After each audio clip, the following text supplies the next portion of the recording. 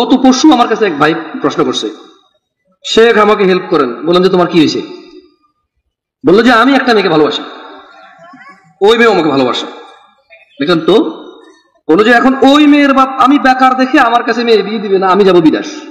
বললাম তো তুমি বিদেশ যাও, এতে প্রবলেম কোথায়? বলে যে আমি বিদেশ গেলে মেয়ের বাপ মেয়েকে বিয়ে দিয়ে দিবে। আমি বললাম তার মেয়ে, সে বিয়ে দিবে না তো তোমার কি? তুমি বিদেশ যাও, অ্যাক্সিডেন্ট হয়ে মারা যাও, এতে ওর কি? ইন্না লিল্লাহি ওয়া ইন্না ইলাইহি রাজিউন ছাড়া কি বলবে মুসলমান ছাড়া? একটা মুসলমান মারা গেলে কি বলে?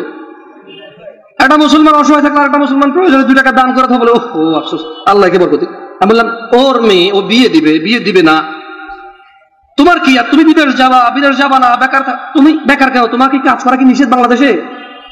বাংলাদেশ সরকার কি তোমাকে বলে দিচ্ছে তুমি কাজ করতে পারবে না, তাহলে দণ্ডনীয় অপরাধ হবে তোমার? তুমি বেকার কেন? কারণ তোমার পছন্দ মতো কাজ দেখায় তুমি বেকার।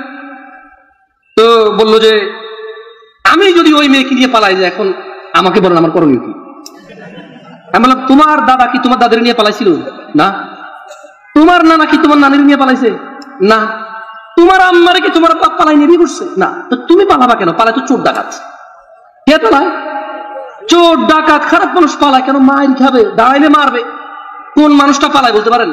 দাঁড়াইলে মার খাবে। এছাড়া মানুষ কেন পালাবে?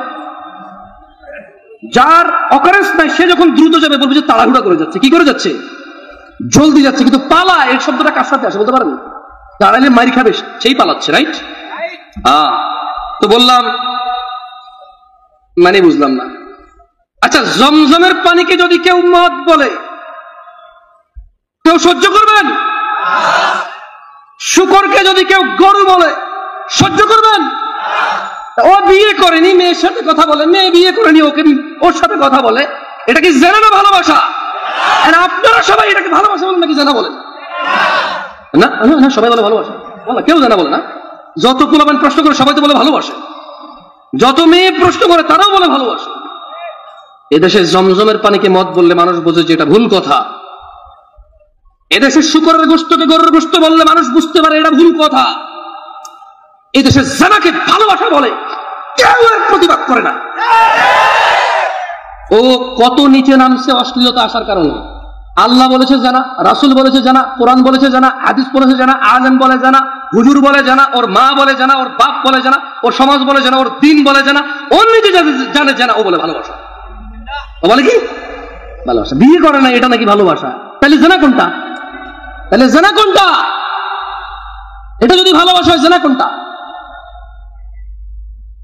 আল্লাহ আমাদেরকে বুঝার তৌফিক দান করুন।